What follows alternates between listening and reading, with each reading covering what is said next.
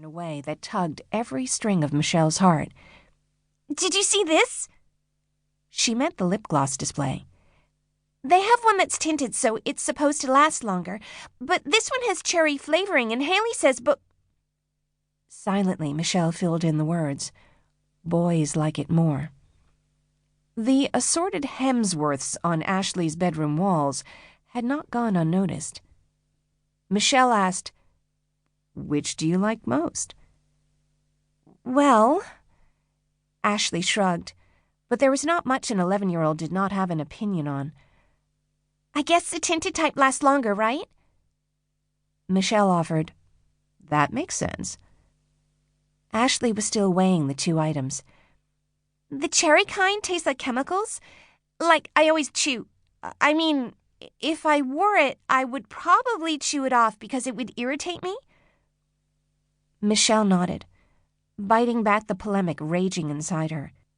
You are beautiful, you are smart, you are so funny and talented. And you should only do things that make you happy because that's what attracts the worthy boys who think that the happy, secure girls are the interesting ones. Instead, she told Ashley, "Pick the one you like and I'll give you an advance on your allowance." Mom! She screamed so loudly that people looked up. The dancing that followed was more Tigger than Shakira. Are you serious? You guys said... You guys.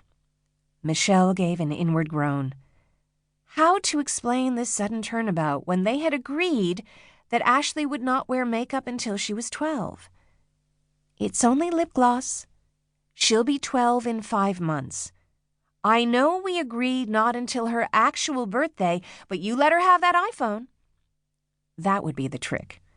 Turn it around and make it about the iPhone, because Michelle had, purely by fate, been the one who died on that particular hill.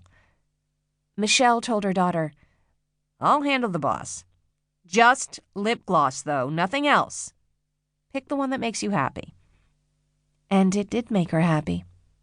So happy that Michelle felt herself smiling at the woman in the checkout line, who surely understood that the glittery tube of candy pink sassafras yo ass was not for the 39-year-old woman in running shorts with her sweaty hair scooped into a baseball cap. This... Ashley was so gleeful she could barely speak. This is so great, Mom. I love you so much, and I'll be responsible, so responsible. Michelle's smile must have shown the early stages of rigor mortis as she started to load up their purchases into cloth bags. The iPhone. She had to make it about the iPhone because they had agreed about that, too.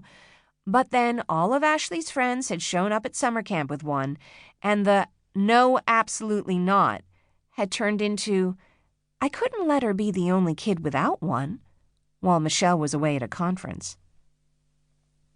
Ashley happily scooped up the bags and headed for the exit. Her iPhone was already out. Her thumb slid across the screen as she alerted her friends to the lip gloss, likely predicting that in a week's time, she'd be sporting blue eyeshadow and doing that curve thing at the edges of her eyes that made girls look like cats.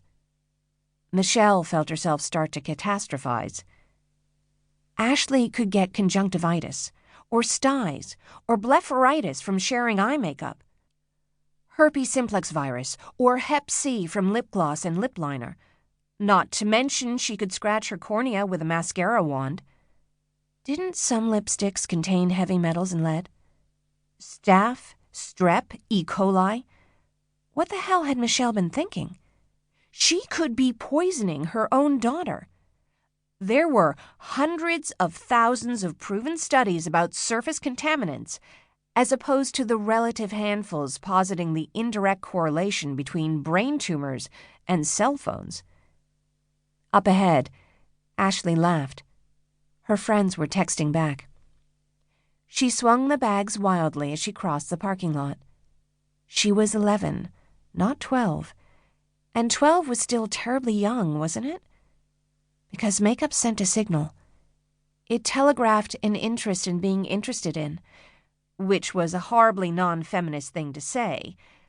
But this was the real world, and her daughter was still a baby who knew nothing.